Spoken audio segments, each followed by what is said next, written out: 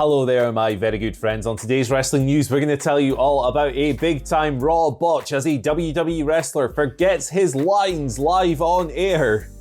The Hurt Business implodes on Monday Night Raw.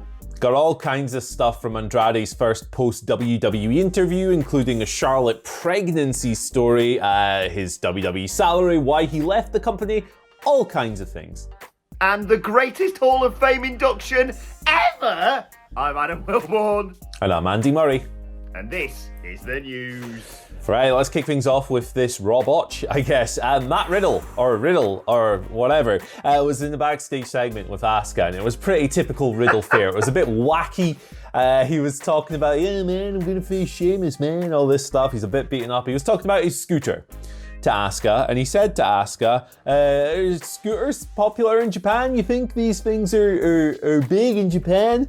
At this point, he kind of lost his way a little bit and said the following, yeah, you think, I'm sorry, I forgot what I was saying. And then he just scooted off the camera into the distance. Poor Asuka looked utterly bewildered by this whole thing.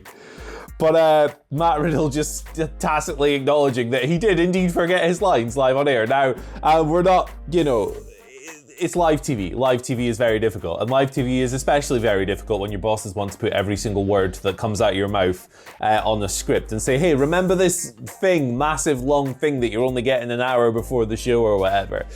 So it's a very difficult job these people do, remembering these lines and regurgitating them as the bosses want. So, we're not sitting here going, hey, dumbass, you suck at your job. In actuality, this was just kind of funny, and it brought a smile to my face on an episode of Raw that was not high on things that would bring smiles to your face. I do feel kind of sorry for Riddle here. He'd already done one of his bollocks, bro promos earlier on in the night with one of the greatest wrestlers of all time, and a man I'm going to be talking about a little bit later on today's news. Titus O'Neil, of course. And he'd had a match with Sheamus, so he'd kind of been through the ringer a bit on Monday Night Raw. Plus, ironic that this happens with the guy who Triple H talked about as being so good at non-scripted promos that he just blew him away when he was in NXT, that he went, I'll just give him sort of cliff notes of what he needs to mention and let him run with it because he's so good at it. And now, because he's been forced into the main roster, you have to say everything verbatim. This happens. Maybe stop doing scripted promos, lads. Just might be a good idea. Like you say, Asuka's face was a picture. And let's be honest, that was still a better promo cut by Riddle than the one Shane McMahon did in the ring, where he actually remembered his lines. And I wanted to put my fist in my own ear so I didn't have to hear it anymore. Yeah. Raw was not good. That's my commentary on last night's Raw. Yeah, fair. Yeah, let's talk about another aspect of that though, because one of the best stables in WWE, the coolest stable on Monday Night Raw, is no more, basically. The Hurt Business imploded on last night's show. It started right at the beginning of the show. They came out, they talked about the previous week and the fact that Shelton Benjamin and Cedric Alexander had failed to get the job done against Drew McIntyre. They got a bollocking by MVP, and particularly by Bobby Lashley. They came to blows, basically. Later on in the night, Bobby Lashley murdered Shelton Benjamin. I think he might do the same to Cedric Alexander next week on the WrestleMania Go Home Raw, of course. And instead of Cedric Alexander and Shelton Benjamin, the Hurt Business is now Bobby Lashley, MVP, and King Sodding Corbin. Andy, your thoughts? Yeah, I mean, it's this sucks. This really sucks. The Hurt Business were great, and I don't understand why on earth you would even consider splitting them up at all. We were very anti-splitting them up when they were doing the teases a month or so ago, but they seem to get over that. But it's kind of similar to what they're currently doing with Bobby Lashley, right? Everyone loved the big, dominant, almighty champion who hadn't lost in a year or whatever it was. It wasn't quite a year, but it wasn't far off. And then, as soon as he wins the belt and has, all that success and everyone's like, this is really cool, WWE make him a cowardly heel who has to, pay the roster to fight his battles for him. And now he's shed the coolest, best stable, maybe in American wrestling at the moment. The Pinnacle are great, but they've only been around 2 weeks. Sorry, Max. It really stinks, and I cannot think of a good reason to send these people in separate ways. Now, I have seen people suggest that it's all a ruse, and this means that now Alexander and Benjamin can interfere at WrestleMania, having been banned from it before, and maybe they'll come back together. But until that happens, are we really going to give WWE that level of credit after, their many, many years of just splitting people up for no reason? I don't know if they've earned that right. I thought this whole deal sucked. Feel like pure SHIT, just want the Hurt Business back without Baron Corbin. Preferably. This isn't some elaborate ruse by WWE. Don't convince yourself of that. It happened at the end of Monday Night Raw after Drew McIntyre had beaten up, I suppose, Ricochet and Mustafa Ali, one of which wasn't trying to collect the bounty, was just trying to get an opportunity on Monday Night Raw, and one of which definitely was in Mustafa Ali. But anyway, Corbin attacked him post-match, and that's a thing now. As I tweeted, Andy, I was hoping after it was pitched last week that the person to get that bounty on Drew's head was going to be Brock Lesnar. Quite the step down for it to be Baron Corbin. And also, screw you if you on social media are like, ooh, long-term booking. Do you remember when Bobby Lashley, Drew McIntyre and Baron Corbin were a thing? Piss off. Yeah. I mean, they had one match 2 years ago. Okay, sure. Andrade, he's given his first post-WWE interview. It was with Lucha Libre Online, and there's a whole bunch of stuff coming out of this. Translated credit to Carlos Toro for Fightful. Whole bunch of details coming out of this. One of the biggest things is that Andrade saying that a WWE doctor, sometime recently, told Charlotte, his partner, that she was pregnant. They did a bunch of tests themselves independently, negatively, and they came out negative. They did them independently. They didn't do them negatively. They weren't like, oh, God's sake. But she was told, Charlotte was, that she wasn't being medically cleared because of pregnancy. Now, Charlotte has issued a statement, or her team has issued a statement to Alex McCarthy of TalkSport, shouts to Alex, saying the following. What Manny, that's Andrade's real name, what Manny said about the pregnancy test in today's interview is true, but a significant amount of context is lost in translation, and we'd like to clear that up as best we can. A few weeks ago, Charlotte received a call from a WWE medical telling her that her HCG levels had come back high and that she was medically suspended for pregnancy. That day, she took several home tests and they all came back negative. A few days later, blood work and ultrasound confirmed that there was no pregnancy. This was before any issues with the ongoing global bastard, and she is currently medically clear of that. So, good to have that kind of unpacked to get the whole picture. Certain things can get lost in these interviews and stuff, so that's what happened. We got some other information as well. Andrade revealing his WWE salary. Clearly, money was not an issue for this guy when it came to leaving WWE, because he revealed he was earning $3 million a year. Not bad. And on top of this, he talks a little bit about working with Drew McIntyre at the start of the pandemic, and how guys like Drew and Randy Orton treated him really well. Randy Orton specifically said, hey man, why the hell aren't they using you? You're really quite great.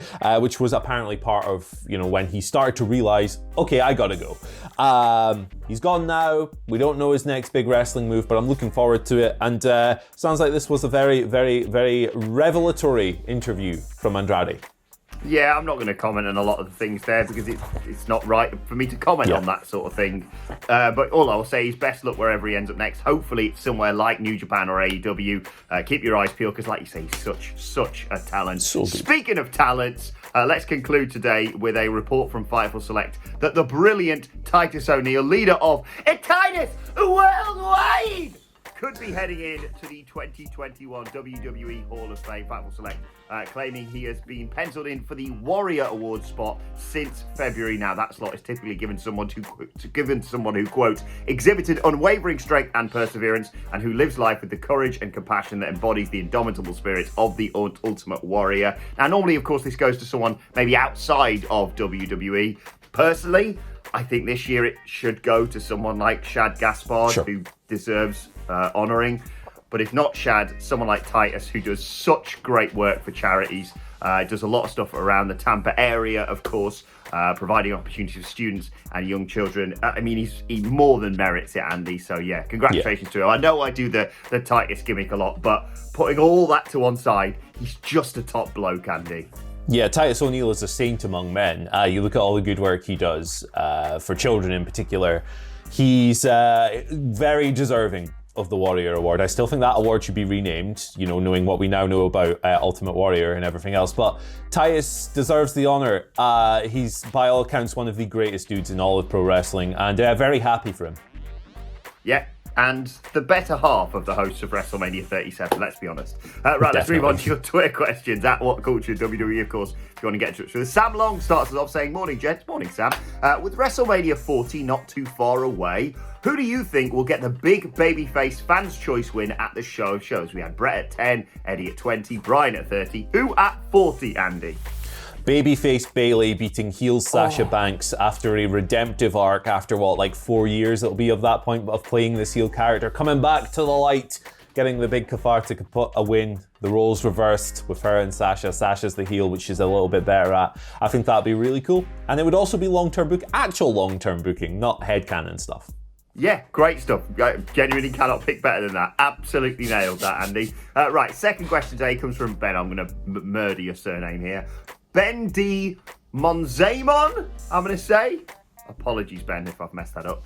Saying, with Logan Paul surely being on WrestleMania 37, would you like a battle of YouTubers like the battle of the, he said billionaires at WrestleMania 23 using wrestlers as proxies? It's so stupid and celebrity-centric. Vince would love it. Yeah, I mean, I can definitely see them going down that route at some point. I actually think using the Paul brothers, Jake, Logan. Not Jake, he's a proper knobhead. Yeah, I mean, they're all knobheads, apart from Chris and Sean, the other members of that family. I actually think that using, because Logan Paul's really good at making people want to see him get punched in the face, right? And that's heel work 101. So using him makes sense.